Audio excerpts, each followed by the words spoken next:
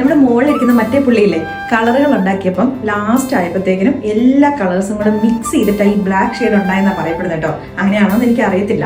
അപ്പം അതുകൊണ്ടായിരിക്കും ചിലപ്പോൾ ഈ ബ്ലാക്കിന് ഇത്രയും ഭംഗി വന്നേക്കുന്നത്.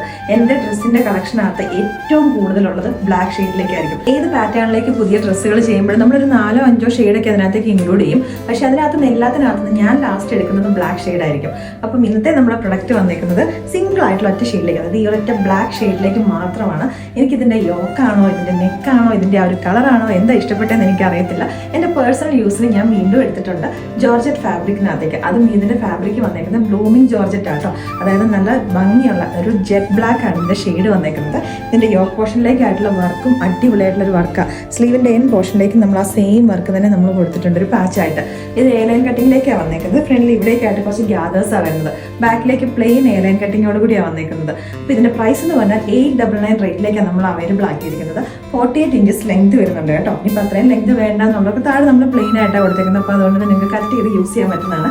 നമ്മുടെ ഓൺ ബ്രാൻഡ് ഫ്ലോറിസ്റ്റയിലേക്ക് വന്നേക്കുന്നതാണ്. ഇപ്രാവശ്യം നിങ്ങൾക്ക് ഒരു സർപ്രൈസും കൂടെ ഉണ്ട്. ഇത് നമ്മൾ ഫ്രീ ഷിപ്പിങ്ങിലേക്കും കൂടെ അവൈലബിൾ ആക്കിയിരിക്കുന്നത്. അപ്പോൾ സൈസസ് ഒക്കെ കട്ടാവുന്നതിന് മുന്നേ വേഗം തന്നെ കയറിയിട്ട് ഓർഡേഴ്സ് പ്ലേസ് ചെയ്തോളാം.